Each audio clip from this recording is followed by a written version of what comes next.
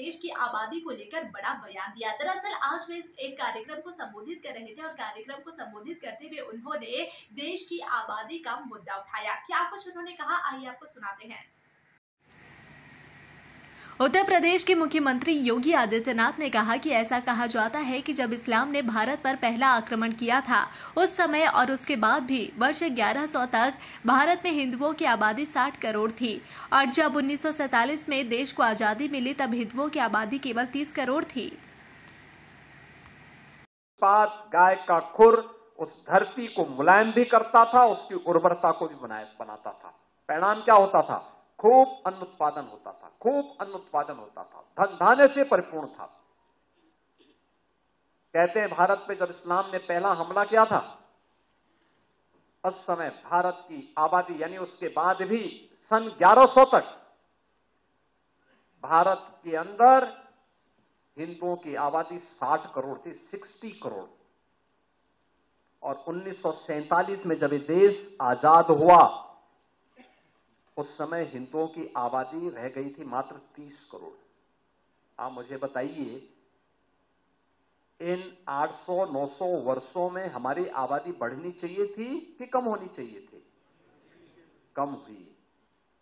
हम 60 करोड़ से 30 करोड़ पे आ गए, यानी आबादी ही नहीं घटी, हमारी खेती के उत्पादन को भी कम कर दिया गया। ये आबादी जो कम हुई, आक्रांताओं ने ही मारा नहीं, बल्कि भूख से मरे, बीमारी से मरे, तमाम अन्य प्रकार की यातनाओं से मरे। विदेशी दास्ता ऐसे ही होती है।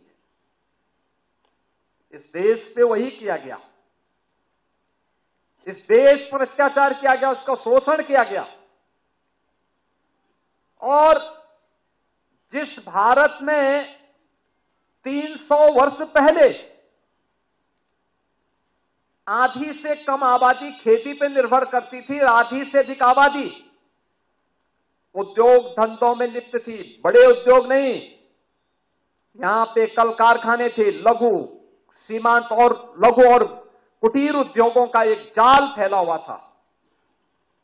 ये भारत की ताकत बनती थी। भारत को उत्पादक देश के रूप में, प्रोडक्शन के रूप में भारत का बेहतरीन उत्पादन दुनिया के मार्केट में छाता था।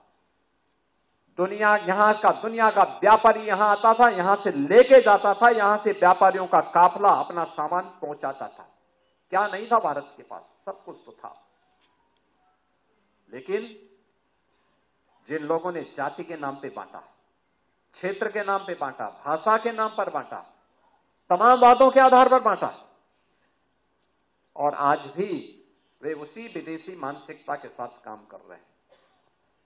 समाज को विभाजित कर रहे हैं, विभाजन कर रहे हैं, बांट रहे हैं, काट रहे हैं। वे लोग इस स्वदेशी अभियान में भी तमाम प्रकार की उंगलियां उठाएंगे।